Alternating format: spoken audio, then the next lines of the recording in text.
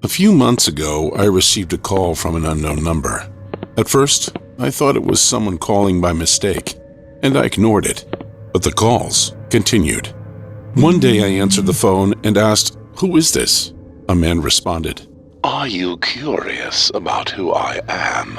Everyone who knows my identity will die." I angrily responded, "Hey, and people who prank call me, I will also kill."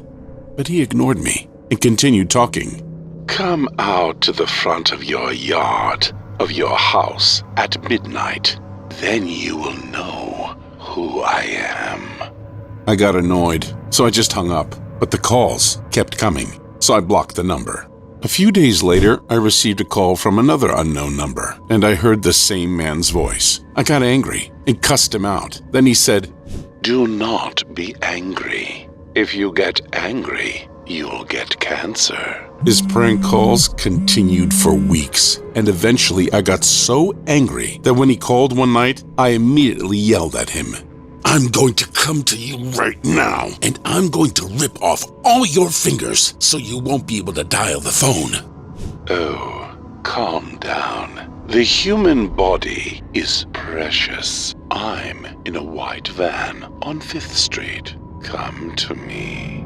The phone suddenly hung up. No matter how much I thought about who was making the prank call, no one came to mind. I was so angry that I decided to go see the guy and show him how scary my fists could be. I called my friends, Carlos and Mason. It was at night, and these two, for lack of a better term, were tough guys, sturdy, young men, if you know what I mean, who had nothing to fear.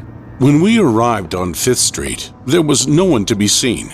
But there, in the middle of the street, was parked a large white van. However, the tinted windows were so dark, we couldn't see inside. We yelled at the van. Come on, get out of here! Bugger. And that's when we got a call. And there and then I heard it, that familiar voice. 3 precious items delivered to me. I could not be more happy right now.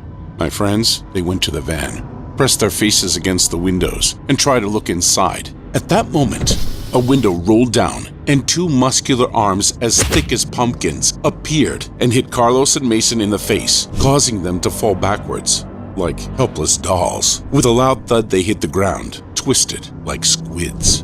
Then the large man loaded Carlos and Mason into the van and drove off. Everything happened so quickly, as if it all happened within 3 seconds or so. I quickly called the police, but the van had no numbers on the license plate. The police searched for the van, but it was nowhere to be found. I was in a huge panic, and I was shaking uncontrollably all night long. The next day, I got another call from an unknown number. It was him. Oh, I was surprised. The items were in better condition than I expected. Carlos has a crystal clean liver, and Mason has very hearty, healthy kidneys. Thanks to these, I earned $100,000. Now, let's have a party. Come to me. You know the place where we met yesterday. Come at 10 o'clock tonight. Your friends, they are still here, but a little indisposed.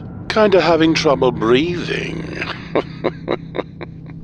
I started crying. I swore at him, but then he hung up. I called the police and told them about the call and the location. Then at 10 p.m., I went back to 5th Street. However, the van that was there quickly sped off as soon as the police pulled up. They took off and chased the van. A couple hours later, I got the call. It was him. Oh, I really want those prime organs of the policemen who are following me right now. I'm sure I can sell them all. A few days later, the police station contacted me. They told me that the police officers who had chased the van that day had gone missing. I was speechless. I was in shock. A few days later, I received a text message from an unknown number with a photo attached.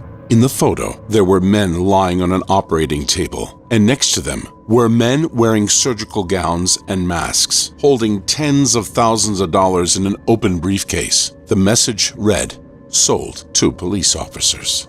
I was so scared out of my mind. I begged my parents to move away, right away. My parents, they also felt the seriousness of the situation, and so within weeks, we moved away. And at the same time, I changed my phone number. I was so relieved that I was now free from those calls from that man. But one day, I saw a white van parked in front of the house I moved to. It was stopped there for some time, and then it drove off. The next day, I went to view the spot where the van was standing, and there, on the ground, was a photograph. I picked it up to get a closer look. There in the photo were two unknown people, but written on the bottom of the pic was Carlos and Mason saved 2 lives. The shock shook me to my core. A few weeks later, on the evening news, a report came the organ harvesters had been caught. However, the bodies of Carlos and Mason were never found. Still to this day, I continue to suffer from severe trauma. Luckily, the prank calls had stopped, but still, the inner panic was always on, 24 hours a day. 6 months have passed since the incident, but what is still scary is that a van without license plates still appears in front of my house from time to time. Every time that van appears, a rotten smell emanates within the air. Police continue to search for the vans, but with no luck and no clue of identities. I no longer leave the house without extreme fear of what could happen to me.